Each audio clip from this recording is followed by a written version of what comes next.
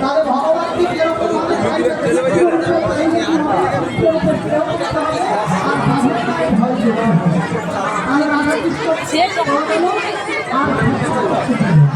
তাই না ভগবানের সঙ্গে ভগবানের